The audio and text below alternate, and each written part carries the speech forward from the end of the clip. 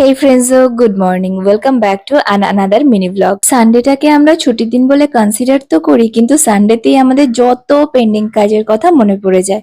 তাই আমিও ব্রেকফাস্ট সেরে লেগে পড়লাম আমার যত পেন্ডিং কাজগুলো সেরে নেওয়ার জন্য। কিছু গ্রসারিজ এর জিনিস নিতে হবে, তাই রেডি হচ্ছিলাম, আর তখনই অ্যামাজন থেকে একটা পার্সেল রিসিভ করলাম।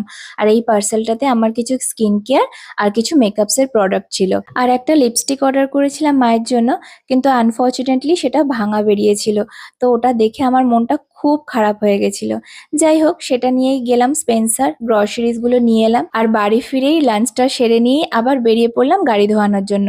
এই প্রসেসটা আমি নতুন নতুন শিখেছি আর ভীষণ এনজয় করছি। দেন দুপুরে বাড়ি ফিরে আবার একটুখানি রেস্ট নিয়ে বিকেলবেলা মা চা করেছিল, সেটা খেয়ে আবার বেরিয়ে পড়লাম একটু গঙ্গার ধারে ঘুরে আসবো বলে। আর এই বসার জায়গাটা না একদম সমুদ্র সমুদ্র ভাইবস দিচ্ছে। আর তারপর রাত্রিবেলা বাড়ি ফিরে ডিনার দিয়ে দিনটা কমপ্লিট করলাম। That's it for today. See you in my next video.